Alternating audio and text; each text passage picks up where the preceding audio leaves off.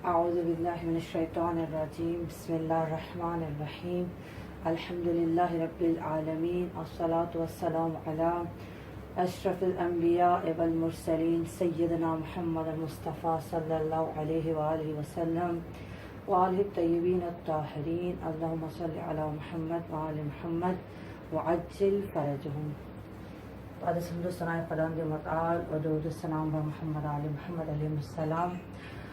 हमारी बहस जो है वो वज़ू के मतलब हमने पढ़ा, वज़ू का तरीक़ा, वज़ू की सही होने की शराइत और किन चीज़ों से वज़ू बातिल हो जाता है।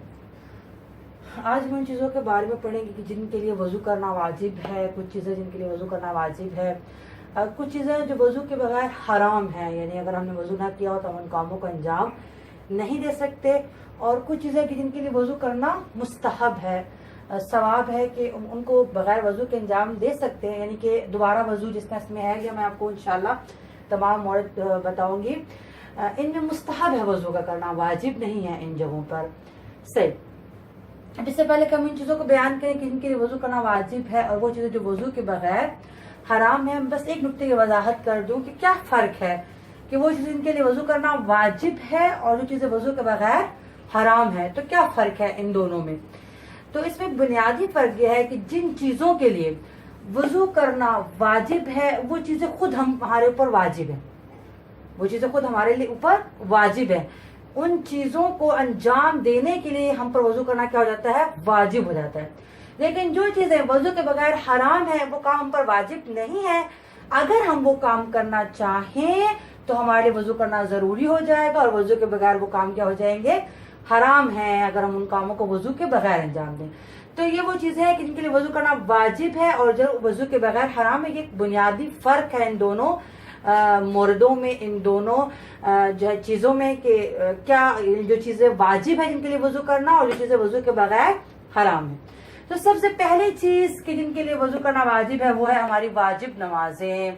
अब चाहे वो नमाज़े योमिया हो, चाहे वो नमाज़े आयात हो, कज़ा नमाजें हों, वाजिब नमाजों के लिए वज़ू करना क्या है, वाजिब है, सवाए एक नमाज के जिसको कहते हैं नमाज जनाजा।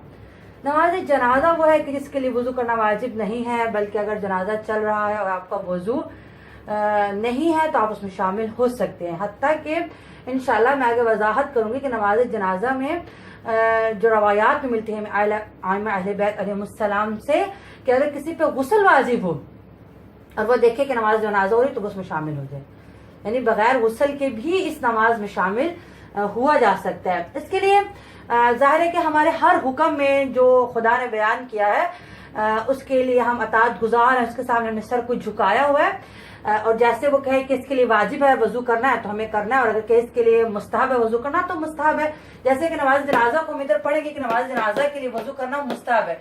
सवाब इसमें है कि हम नमाज जनाजा में शरीक होने के लिए वज़ू करके जाएं, इसमें सवाब है, लेकिन जरूरी नहीं है, वाजिब नहीं है। ये वाहिद वाजिब नमाज है कि जिसमें वज़ू करना वाजिब नहीं है बल्कि मुस्तहब है इसमें वज़ू करना नमाज जनाजा में। तो बाज़ उलमा बयान करते हैं कि दरअसल नमाज जनाजा देखिए जो नमाज की सूरत होती है वो तीन चीजों से बनती है, क़याम, रुकू और सजूद। ये नमाज की सूरत जो है तश्कील पाती है इन तीन कामों से। तो नमाज जनाजा दरअसल एक दुआ होती है, उसमें रुकू और सजूद नहीं होते, बल्कि उसमें आप जो तरीका अगर आप नमाज जनाजा का देखें तो तकबीर है, दुआ है मरहूम के लिए। तो इसलिए वो एक ऐसी नमाज है कि जिसमें रुखसत दी है, खुदा ने छूट दी है कि अगर आपका वज़ू ना भी हो, हत्ता कि आपका गुस्ल वाजिब है, तो भी आप इस नमाज में शामिल हो सकते हैं, क्योंकि दरअसल ये एक दुआ होती है मुर्दे के लिए। इसमें क़याम और रुकू सजूद और वो नमाज की सूरत नहीं होती कि जो हमारी दूसरी वाजिब नमाजों में या मुस्तहब नमाजों में होती है। तो नमाज जनाजा में वज़ू करना वाजिब नहीं है, मुस्तहब है कि इंशाअल्लाह हम इस वाले जब आएंगे तो इस जगह में पढ़ेंगे। उसके अलावा मुस्तहब नमाजों के लिए वज़ू शर्त सेहत है। क्या मतलब शर्त सेहत है, यानी उस वक्त तक मुस्तहब नमाज सही ही नहीं होगी जब तक वज़ू न किया जाए। देखिए ये नहीं कहा कि मुस्तहब नमाज के लिए वज़ू वाजिब है, क्योंकि खुद नमाज वाजिब नहीं। जब खुद नमाज वाजिब नहीं तो फिर वज़ू कैसे वाजिब हो सकता है। लेकिन दर हकीकत नमाज उस वक्त तक सही ही नहीं होगी जब तक वज़ू न किया हो, क्योंकि मुस्तहब मालूम तो वही है ना, क़याम और रुकू और सजूद बिल्कुल एक नमाज जैसे हम पढ़ते हैं تو مستحب نمازوں کے لیے کیونکہ خود نماز واجب نہیں ہے، اس لیے یہ نہیں لفظ استعمال ہوا کہ مستحب نمازوں کے لیے وضو کرنا واجب ہے، نہیں، بلکہ بات ہے کہ وہی ہے، جیسے ہم واجب نماز کو بغیر وضو کے نہیں پڑھتے، مستحب نماز کو بغیر وضو کے نہیں پڑھتے، بات وہی ہے، لیکن واجب نماز کیونکہ خود واجب ہے تو وضو کرنا بھی واجب ہے، لیکن مستحب نماز کے لیے اس طرح بیان کیا گیا کہ اس وقت تک صحیح نہیں ہوگی جب تک وضو نہ کیا جائے. تو مستحب نمازوں کے لیے وضو شرط صحت ہے، صحت ہے یعنی ان کے صحیح ہونے کی شرط ہے. نماز اس وقت تک صحیح نہیں ہوگی جب تک کہ وضو نہ کیا ہو مستحب نماز. تو مستحب نماز کے لیے وضو شرط صحت ہے، یعنی در حقیقت عملی لحاظ سے دیکھیں تو اسی طرح جیسے ہمیں واجب نماز کے لیے وضو کرنا ہے، ہمیں مستحب نماز کے لیے بھی وضو کرنا ہے. صحیح. دوسرا خانہ کعبہ کے واجب طواف کے لیے، یعنی جب خانہ کعبہ جو حج کے لیے جب جاتے ہیں یا عمرہ جب واجب طواف کرتے ہیں تو اس کے لیے وضو کرنا کیا ہو جاتا ہے، واجب ہوتا ہے. وہ طواف بھی واجب ہوتا ہے خانہ کعبہ کا اور اس کے لیے وضو کرنا بھی واجب ہوتا ہے. انشاءاللہ کہ خدا جب ہمیں حج نصیب فرمائے تو ہم اس کو صحیح طریقے سے سمجھ سکیں کہ وہ کون سا طواف ہے اور کس طرح جو ہے اس میں ہمیں اس کو انجام دینا ہوتا ہے. صحیح. تیسری صورت ہے جب وضو کی منت مانی ہو. دیکھیں کتنی بہترین منت ہے. انسان یہ منت مانے گا اگر میری فلاں مشکل حل ہو جائے میں وضو کروں گا. ہم منت مانتے ہیں، ہماری منت تھوڑی مختلف ہوتی ہے، لیکن یہ زیادہ جو روایات میں جن چیزوں کی منت جو بیان کی گیا، وضو کی منت ماننا کہ میرا فلاں کام ہو جائے، میں جمعے کا غسل کروں گی، فلاں مثلا اتنے دفعہ غسل کروں گی، یا اتنی رکعتیں نماز پڑھوں گی، یا اتنے روزے رکھوں گی، یہ وہ منتیں ہیں کہ جو ہمیں روایات میں ملتی ہیں کہ جو سیرت اہل بیت ہے. صحیح. تو جب وضو کی منت مانو، یعنی میں نے اگر منت مانی تھی کہ میرا فلاں کام ہو جائے تو میں وضو کروں گی اور میرا وہ کام ہو گیا تو وضو کرنا مجھ پر کیا ہو گیا، واجب. اب وضو کرنا میرے پر واجب ہے کیونکہ جب میری منت مانی تو منت پوری ہوئی تو وضو کرنا مجھ پر واجب ہو گیا جب وضو کی منت مانی. صحیح. چوتھی صورت ہے جب قرآن مجید کو بوسہ لینے کی منت مانی. دیکھیے قرآن مجید کے لفظوں کو بغیر وضو کے ہم مس نہیں کر سکتے. انشاءاللہ کہ آگے بیان بھی ہو رہا ہے، حرام ہے قرآن مجید کو کہ ہم بغیر وضو کے قرآن مجید کے لفظوں کو ہاتھ لگائیں یا اس کو چومیں یا اپنے جسم سے لگائیں تو حرام ہے. تو جب انسان نے منت مانی تھی کہ میں قرآن مجید کا بوسہ لوں گا تو جب وہ اپنی منت کو پوری کرے گا، کیونکہ قرآن مجید کے بوسہ لینے کو، اس کو جب بوسہ لے گا قرآن مجید کو تو اس کا بدن مس ہوگا قرآن مجید کے ساتھ، اور قرآن مجید کے لفظوں کو بغیر وضو کے جو ہے چھونا حرام ہے تو وضو کرنا واجب ہو جائے گا. تو جب قرآن مجید کو بوسہ لینے کی منت مانو، یہ وہ 4 چیزیں ہیں کہ جن کے لیے وضو کرنا واجب ہے. صحیح. آگے ہیں جی وہ چیزیں جن کے لیے جو وضو کے بغیر حرام ہے، وہ چیزیں کہ جو وضو کے بغیر حرام ہے. سب سے پہلا جو کام ہے جو وضو کے بغیر ہم نہیں کر سکتے، یہ کام ہم پہ واجب نہیں لیکن اگر ہم کرنا چاہیں تو ہمیں وضو کرنا ہوگا، قرآن مجید کے لفظوں کو مس کرنا. اگر ہم چاہتے ہیں قرآن مجید کے لفظوں کو ہاتھ لگائیں، قرآن مجید کے اوپر ہاتھ لگائیں، اس کو چومیں، اس کو اپنے بدن سے مس کریں قرآن مجید کے لفظوں کو، تو پھر ہم وضو کے بغیر یہ کام نہیں کر سکتے. قرآن مجید کے لفظوں کو وضو کے بغیر مس کرنا حرام ہے. صحیح. دوسرا کیا ہے، احتیاط واجب کی بنا پر اللہ تعالیٰ کے ناموں کو مس کرنا. اللہ تعالیٰ کے ناموں کو مس کرنا احتیاط واجب کی بنا پر، یہ بھی وضو کے بغیر حرام ہے. اگر آپ چاہتے ہیں اللہ کے نام کو مس کریں، مثلا لکھا ہے اللہ تعالیٰ، اور آپ اس اللہ تعالیٰ کو مس کرنا چاہتے ہیں تو ضروری ہے کہ آپ نے کیا کیا ہو، وضو کیا ہو. وضو کے بغیر اللہ کے نام کا ہاتھ لگانا حرام ہے.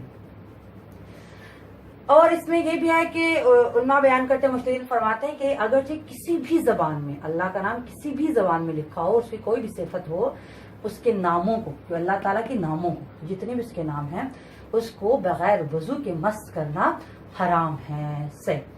تیسری چیز کیا ہے، یہ حرام نہیں لیکن بعض مجتہدین اس میں میں یہ وضاحت کرتی چلوں، جیسے کہ امام خمینی کا بھی نظریہ تھا اور انہوں نے مستحب نہیں بلکہ انہوں نے واجب کہا تھا کہ ہم رسول خدا کے نام کو بھی ہاتھ نہیں لگا سکتے اور عام معصومین کے ناموں کو بھی ہاتھ نہیں لگا سکتے. بعض مجتہدین نے اس کو احتیاط واجب کہا ہے، اس طرح اللہ کے نام پر، اسی طرح رسول اللہ اور عام معصومین کے ناموں کے لیے احتیاط واجب کہا ہے کہ اگر وضو نہ ہو تو ہم ہاتھ نہیں لگا سکتے.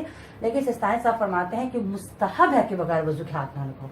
اگر ہاتھ لگا لو گے تو حرام نہیں ہے لیکن ثواب اس میں تھا کہ رسول خدا کے نام کو اور آئمہ معصومین کے ناموں کو اور جناب زہرا کے نام کو بغیر وضو کے نہ چھوا جائے. صحیح. ان کے نزدیک مستحب ہے. اس مسئلے میں آپ ضرور اپنے مجتہد کی رائے کو دیکھیں کہ آپ کے مجتہد کیا فرماتے ہیں. اگر وہ فرماتے ہیں کہ ضروری ہے بغیر وضو کے ہاتھ نہ لگاؤ تو پھر ہمارے لیے حرام ہو جائے گا. اگر وہ فرماتے ہیں کہ مستحب ہے، جن میں سے ایک سید سستانی صاحب ہیں وہ فرماتے ہیں کہ مستحب ہے کہ رسول اللہ اور ائمہ معصومین اور جناب زہرا کے ناموں کو مس نہ کرے بغیر وضو کے. مستحب ہے، ثواب اس میں ہے کہ بغیر وضو کے مس نہ کرے. اگر چاہتا ہے کہ ان کے ناموں کو مس کرے تو پہلے وضو کرے اور پھر ان کے ناموں کو ہاتھ لگائے. تو اس میں بالخصوص وہ لوگ جو کڑیاں پہنتے ہیں، جن پر اگر پشتر پاک کا نام لکھا ہے، انگوٹھی پہنتے ہیں، یا وہ تسبیح اگر تو اللہ کا نام لکھا ہے پھر تو واجب ہے وضو کرنا.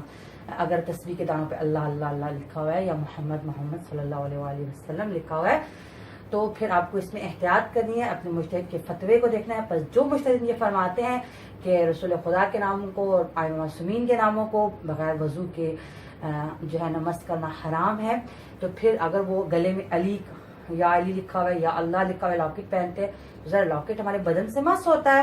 کڑا پہنا ہوا ہے، وہ کڑا اگر بدن سے مس ہو رہا ہے، صحیح انگوٹھی اس طرح کی پہنے، کوئی ایسی چیز کہ جو ان کے نام ہمارے بدن سے مس ہو رہے ہیں، تو کیونکہ ہم ہر وقت باوضو نہیں رہ سکتے. کبھی انسان پہ غسل واجب ہوتا ہے، کبھی اس کا وضو نہیں ہوتا، کبھی یعنی کہ نہیں ممکن کہ انسان ہر وقت باوضو رہے. صحیح، تو پھر ایسے کاموں میں ہمیں احتیاط کرنی چاہیے. ہاں ایک یہ ہے کہ اگر اس کو پلاسٹک شیٹ کر لی جائے، یعنی بعض نے اللہ کے نام کا لاکٹ پہنا ہوتا ہے لیکن اس کو پلاسٹک شیٹ چڑھائی ہوتی ہے، اگر پلاسٹک شیٹ چڑھا لی جائے اور وہ بدن سے مس ہو تو حرام نہیں ہے، کیونکہ پھر وہ اللہ کا نام مس نہیں رہا بلکہ وہ شیٹ مس ہو رہی ہے بدن کے ساتھ. تو اگر ایسا لاکٹ آپ نے پہنا ہوا ہے جس پہ اللہ کا نام لکھا ہوا ہے تو اس پہ یا تو پلاسٹک شیٹ کریں یا پھر احتیاط کریں کہ بغیر وضو کے جتنی دفعہ ہمارے بدن کے ساتھ لگے گا اتنی ہی دفعہ حرام حرام اور حرام ہوتا رہے گا. تو اس سے بچیں. اسی طرح اگر ائمہ معصومین کے ناموں کا کوئی آپ نے پہنا ہوا ہے اور آپ کے مجتہد اگر فرماتے ہیں کہ ضروری ہے وضو کرنا، لیکن میں آپ کو بتا رہی ہوں کہ سید سستانی کے نزدیک ضروری نہیں ہے، اگر ٹچ ہوگا تو حرام نہیں ہے، لیکن ثواب اس میں تھا کہ بغیر وضو کے آپ اس کو مس نہ کرتے. جن کے مجتہد فرماتے ہیں کہ وضو کرنا ضروری ہے تو ان کو پھر ان کے ناموں کے لاکٹ پہنتے ہوئے بھی یا اس کو پلاسٹک شیٹ چڑھا لیں تو یا پھر اس کو احتیاط کریں کیونکہ ہر وقت باوضو رہنا پھر ضروری ہو جائے گا. صحیح، تو یہ وہ چیزیں تھی جو وضو کے بغیر حرام ہے. پہلی چیز قرآن مجید کے لفظوں کو مس کرنا جہاں لکھا ہو، حتیٰ کہ اگر آپ دیکھیں قرآن کی جلد کے بعد لکھا ہوتا ہے قرآن الکریم القرآن المجید، اس کو بھی مس کرنا حرام ہے. باہر کوئی ایک آیت لکھی ہوئی ہے اس کو بھی مس کرنا، یعنی آپ کہیں کہ ہم جلد کو پکڑیں، ہم تو لفظوں کو ہاتھ نہیں لگا رہے، پھر جلد کو پکڑا تو احتیاط سے پکڑیں کہ وہ جو نام لکھا اس پر ٹچ نہ کرے، مس نہ کرے، پھر احتیاط سے پکڑیں کہ لکھے ہوئے پر آپ کا ہاتھ نہ لگے. صحیح، اور احتیاط واجب کی بنا پر اللہ تعالیٰ کے ناموں کو مس کرنا بھی حرام ہے بغیر وضو کے، اور مستحب ہے کہ رسول خدا صلی اللہ علیہ وآلہ وسلم اور ائمہ معصومین علیہم السلام اور جناب فاطمہ زہرا سلام اللہ علیہا کے ناموں کو بھی بغیر وضو کے مس نہ کرے. ثواب اسی میں ہے کہ بغیر وضو کے مس نہ کرے، اور آپ نے اس میں اپنے مجتہد کی رائے کو دیکھنا ہے. صحیح، کچھ چیزیں کہ جن کے لیے وضو کرنا مستحب ہے، ثواب ہے کہ ان کے لیے وضو کیا جائے. ہر نماز کے لیے دوبارہ وضو کرنا، پہلے سے وضو ہے، اب جب پہلے سے وضو ہے تو پھر دوبارہ وضو کرنا تو واجب نہیں ہے، لیکن ثواب اس میں ہے کہ اگر آپ کا پہلے وضو تھا اور نماز کا وقت داخل ہو آپ ایک اور وضو کر لیں. جب ہم وضو کے اوپر وضو کرتے ہیں، اگر ہم روایات میں دیکھیں تو بہت فضیلت ہے اس کی. الوضوء علی الوضوء النور علی النور، وضو علی الوضوء یعنی وضو کے اوپر وضو کرنا ایسے کہ جیسے نور علی نور، نور کے اوپر نور. تو بہت زیادہ ثواب ہے اس کا کہ اگر آپ کا پہلے سے وضو تھا اور نماز کا وقت داخل ہو تو آپ دوبارہ وضو کر لیں، پھر آپ نے ظہر کے لیے وضو کیا تھا عصر کے لیے دوبارہ وضو کر لیں. صحیح، تو ہر نماز کے لیے دوبارہ اگرچہ آپ ایک وضو سے کئی نمازیں پڑھ سکتے ہیں، کوئی مسئلہ نہیں، ایک وضو کریں اور کئی نمازیں پڑھیں، آپ کی نمازیں ٹھیک ہے، لیکن ثواب اس میں کہ ہر نماز کے لیے دوبارہ وضو کریں. دوسری چیز وہی نماز جنازہ، ہم نے یہاں کہہ دیا کہ نماز جنازہ کے وضو کرنا واجب نہیں ہے، تو کیا اب مستحب بھی نہیں ہے؟ نہیں، مستحب ہے. ثواب اسی میں کہ جب آپ کسی کے نماز جنازہ میں شریک ہوں تو باوضو ہوں، آپ کا غسل کیا ہوا ہو، آپ پاک و پاکیزہ ہو کے جائیں. لیکن اس میں چھوٹ ہے کہ اگر آپ دیکھتے ہیں کہ جنازہ کسی کا پڑھا جا رہا، آپ کا وضو نہیں، آپ شامل ہو جائیں، آپ کی نماز ٹھیک ہے، کیونکہ اصل میں یہ اس کے لیے مردے کے لیے دعائے مغفرت ہوتی ہے نماز جنازہ. صحیح، تو نماز جنازہ کے لیے وضو کرنا مستحب ہے، ثواب ہے کہ ہم وضو کر کے نماز جنازہ میں شامل ہوں. قبرستان، مساجد، آپ قبرستان میں جا رہے ہیں اپنے والدین کی قبر پہ یا اپنے عزیز و اقارب کی قبر پہ، مستحب ہے کہ وضو کر کے جائیں. مسجد میں جا رہے ہیں، کیونکہ آپ کو پتا ہے جب مسجد میں جائیں تو مستحب ہے کہ مسجد میں جب داخل ہوں تو 2 رکعت نماز جو ہے وہ مسجد میں داخل ہوں تو اس کے لیے پڑھیں، تو پھر ظاہر ہے کہ وضو کا ہونا ضروری ہے۔ مساجد میں جانے کے لیے وضو کرنا اور آئمہ معصومین علیہ السلام کے حرم میں جانے کے لیے وضو کرنا مستحب ہے کہ جب ان کے حرم میں جائیں گے تو ہم جا کے ظاہر ہے کہ نماز زیارت پڑھیں گے، جب نماز زیارت پڑھیں گے تو وضو کرنا ہمارے لیے اس وقت ضروری ہے۔ اگر ہم نے نماز زیارت نہیں پڑھنی، ہم نے کوئی واجب نماز بھی نہیں پڑھنی، بس جانا ہے مولا کے حرم میں اور بس آ جانا ہے، تو پھر بھی مستحب ہے کہ ہم وضو کر کے جائیں۔ اگر تو ہم نے جا کے نماز پڑھنی پھر تو وضو کرنا واجب ہو جائے گا نا۔ اگر ہم چاہتے ہیں کہ ہم آ جا کے نماز پڑھیں تو پھر تو وضو کرنا واجب ہو جائے گا، یا ہم چاہتے ہیں کہ وہاں آیتیں جو لکھی ہیں ان کو چومیں، ان کو بوسہ دیں، ان کو ہاتھ لگائیں، تو وضو کرنا کیا ہو جائے گا؟ واجب ہو جائے گا۔ لیکن اگر ہم نہ نماز پڑھنا چاہتے ہیں، نہ کسی ادھر آیتوں کو ہاتھ لگانا ہے، ہم نے کچھ بھی نہیں کرنا، بس جانا ہے اور آ جانا ہے، تو بھی مستحب ہے کہ آئمہ کے حرم میں جانے کے لیے ہم باوضو ہو کر جائیں، وضو کر کے جائیں۔ اگر ہم نے وہاں جا کے نماز نہیں پڑھنی، اگر نماز پڑھیں تو وضو کرنا واجب ہو جائے گا۔ صحیح۔ قرآن مجید پڑھنے کے لیے دیکھیے، قرآن مجید کو ہاتھ لگانے کے لیے وضو کرنا واجب ہے، لیکن پڑھنے کے لیے وضو کرنا واجب نہیں ہے، مستحب ہے کہ جب آپ قرآن مجید پڑھنے بیٹھیں، اگر دیکھیں آپ سائڈوں سے پکڑے، ہاتھ آپ کا مس نہ ہو لفظوں کو، تو آپ بغیر وضو کے بھی پڑھ سکتے ہیں، مسئلہ نہیں، لیکن پھر بھی ثواب اس میں ہے کہ قرآن مجید کو پڑھنے سے پہلے وضو کر لیں، باوضو ہو کے پڑھیں، اور جیسا کہ ملتا ہے کہ اس کا ثواب اور بڑھ جاتا ہے جب انسان قرآن مجید کو باوضو ہو کر قبلہ رخ ہو کے جو ہے پڑھے، تو اس کا ثواب اور زیادہ بڑھ جاتا ہے۔ تو قرآن مجید پڑھنے کے لیے وضو کرنا مستحب ہے، ثواب ہے کہ ہم پہلے وضو کر کے پھر قرآن مجید پڑھیں، اور اگر آپ نے قرآن کے لفظوں کو ہاتھ لگانا ہے پھر مستحب نہیں، پھر واجب ہو جائے گا، کیونکہ ہم قرآن کے لفظوں کو بغیر وضو کے چھو نہیں سکتے۔ اگر آپ نے لفظوں کو چھونا ہے پھر تو آپ نے ضرور وضو کرنا ہے، اگر آپ لفظوں کو نہیں چھونا چاہتے، بس سائڈوں سے پکڑ کے قرآن پڑھنا چاہتے ہیں، تو بھی مستحب ہے کہ پہلے وضو کر لیں۔ صحیح۔ قرآن مجید پڑھنے ساتھ رکھنے ہوتا ہے نا، بعض اوقات انسان اپنے ساتھ چھوٹا سا قرآن مجید اپنے پاکٹ میں یا اپنے پرس میں ہر وقت اپنے ساتھ رکھتا ہے، تو مسئلہ نہیں ہے، بس ویسے تو بغیر وضو کے بھی رکھ سکتے، کیونکہ کون سا ہمیں ٹچ ہو رہا ہے، ٹچ تو نہیں ہو رہا نا، اس میں ہوتا ہے یعنی کسی چیز میں کور ہوتا ہے وہ قرآن مجید، تو لیکن پھر بھی ثواب ہے کہ قرآن مجید اگر ہر وقت آپ کے پاس ہے تو آپ ہر وقت باوضو رہیں، ثواب ہے اس میں، آپ بغیر وضو کے بھی رکھ سکتے، کیونکہ وہ آپ کو ٹچ نہیں ہو رہا، آپ کا بدن اس سے لگ نہیں رہا، تو ثواب اس میں ہے کہ آپ وضو کر لیں۔ اور لکھنے کے لیے یعنی آپ نے کوئی آیت لکھنی ہے، اگر تو آپ کا ہاتھ لگے گا پھر تو وضو کرنا ضروری ہے، اگر آپ کا ہاتھ نہیں لگے گا، آپ ایسے لکھیں گے کہ آپ کا ہاتھ نہیں لگے گا، پھر بھی مستحب ہے کہ وضو کر کے قرآن مجید کو لکھا جائے، ان کی آیات کو لکھا جائے۔ میں پھر وضاحت کر دوں، اگر قرآن مجید لکھتے وقت آپ کا ہاتھ لفظوں کو لگے گا پھر تو وضو کرنا واجب ہے، اگر ہاتھ لفظوں کو نہیں لگے گا پھر بھی مستحب ہے، ثواب اس میں ہے کہ قرآن مجید لکھنے کے لیے وضو کر لیا جائے۔ اگلی چیز یہ سونے سے پہلے وضو کرنا، جیسے کہ میں نے اس دن اپنے درس میں بتایا کہ اس میں رفع حاجت کا مستحبات میں تھا کہ سونے سے پہلے جس طرح مستحب ہے کہ انسان بیت الخلاء سے ہو کر فارغ ہو کے سوئے، اسی طرح مستحب ہے کہ وضو کر کے سوئے، اور جب وضو کرے گا، اور روایات میں ہے ہمارے چھٹے امام جعفر صادق علیہ السلام ارشاد فرماتے ہیں کہ جو شخص باوضو ہو کے سوئے وہ ایسے ہی جیسے اس نے پوری رات مسجد میں عبادت میں گزاری۔ دیکھیے کتنا آسان، وضو میں کتنی دیر لگتی، 1 سے 2 منٹ، 1 سے 2 منٹ وضو کے اور سو۔ ہم مزے سے سو رہے ہیں اور امام فرماتے ہیں کہ یہ آپ کا سونا ہی اس وقت پوری رات مسجد میں عبادت ہے، یعنی 2 منٹ کے وضو سے ہماری پوری رات عبادت بن گئی، پوری رات جب تک سوئے رہیں گے۔ اور یہاں تک بھی امام فرماتے ہیں کہ اگر رات کو یعنی آپ بستر پہ پہنچنے کے بعد آپ کو یاد آیا کہ میرا وضو نہیں ہے، تو آپ اس بستر پہ لگی ہوئی خاک سے تیمم کریں، کتنا ثواب ہے اور کتنی آسانیاں ہیں اسلام میں ہمارے لیے۔ بس خدا چاہتا ہے کہ ہم کوئی چھوٹا سا کام کریں اور وہ ہمیں ہمارے درجات و اجر و جزا ہمیں بے انتہا عطا کرے اور درجات کو بلند کر دے، یعنی خدا ہم سے اتنی محبت کرتا ہے۔ تو سونے سے پہلے وضو کرنا مستحب ہے، اور جیسے کہ میں نے چھٹے امام کی روایت بیان کی کہ پوری رات سونا جو ہے وہ عبادت میں شمار ہوتا ہے۔ تو انشاءاللہ خدا ہمیں صحیح سمجھنے اور اس پر عمل کرنے کی توفیق عطا فرمائے۔ والحمدللہ رب العالمین۔